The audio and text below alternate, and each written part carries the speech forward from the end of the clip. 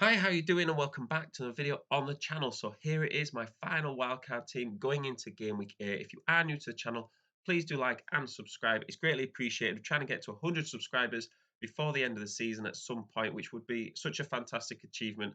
And let's get into the video. So we are looking at a few changes that I've made from the previous team earlier in the week. And we're going to start with talking about a transfer that I haven't made.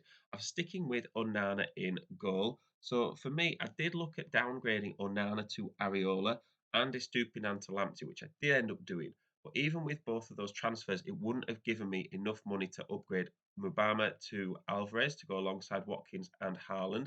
So I would have still been zero point 0.4 million short. I do think with Onana, it's important to sort of stick in the game with Man United. They do have Sheffield United, Fulham, Luton, and Everton in the next five, which I think are just fantastic fixtures, both from an attacking point of view and a defensive point of view. But really, there's so many other options I wanted to get in from an attacking point of view that I decided just to stick with the goalkeeper. I did upgrade Van de Ven to Porro, and I still have 1 million in the bank. So I could also swap Lascelles to Botman if Botman comes back early, or I could also upgrade Lamptey back to Estupinan and downgrade Porro to Botman and put Lascelles on the bench as a 3.9 million defender. I could also have kept Estupinan and still had this team, but I do like the extra transfer funds with the potential injuries because if I'd kept Estupinan on the bench, it really would have left me with just a starting 11. And because there's flags on players like Saka and Diaby, I think I just needed a bit more flexibility, not only from the bench, because even if Lamptey comes on and gives me 1 or 2 points, the point spread between managers is so small at the moment. I think you take every point you can get. But it also just means that if there is a serious injury, I could make a transfer to pretty much anyone else that I would want to get in. Having double Newcastle is good in my opinion. Still, I think they have great defensive fixtures in the next five because they include Palace, Wolves, and Bournemouth. And also, by the time Botman comes back, their fixtures kind of change a little bit. They don't get as clear cut for a clean sheet, at least not for a double up. So I think I might not even want Botman if he's out for like a month or maybe a month and a half, depending on how long it takes him to come back. So then again, moving Lascelles to the bench and just having a 3.9 midfielder and defender and upgrading elsewhere in the midfield could be a really good option. I'm keeping hold of Saka despite the flag. I think with no wildcard in the future anytime soon, I'm using it this game week. I think it's important to look at players that are good for the long term, or at least mid to long term. We're talking like 10 game weeks in terms of fixtures. And because Saka's so consistent, I do think he's someone that I would like to keep in the team. It saves me a transfer, which would be worth 4 points in the future. And you don't really know what's going to come up with your team in terms of injuries, maybe loss of form, maybe someone else comes in and your rotation risk. So it's important to look at that flexibility.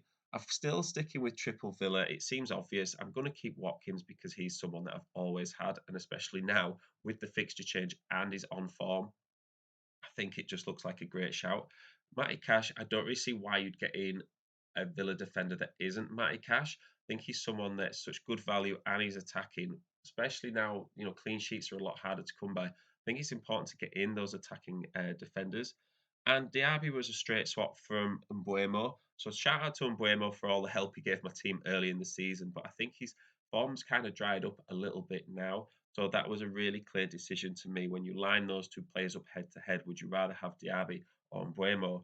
Well, Diaby, even with a slight flag, is someone that I think you need to get in your team. In terms of captaincy, I'm sticking with Haaland. I know like people would rather get Son and they think it's a good option to get Son in. He absolutely is a good option, which is why he's in my wildcard team. But I just think he's a little bit streaky at the moment, yet to see that consistency. He's definitely someone who could get a couple of goals away at Luton. But I just think Haaland is so consistent every week. You know what you're going to get from him. I think he's so highly owned. At game week 8, I just don't see the need to take the risk. I think even if your rank is not where you want it to be, it's a bit lower down. I think to take Son and captain him rather than Haaland, I just don't see the need to have that risk right now. There's about another 30 game weeks left of the season.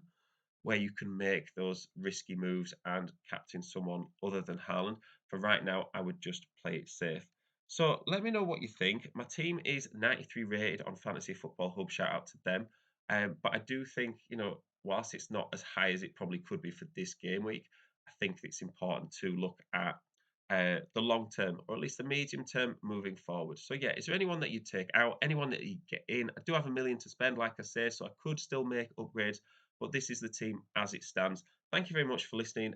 Good luck in this game week, especially if you are wildcarding as well. Hopefully, have a really positive game week, and I will see you in the next one.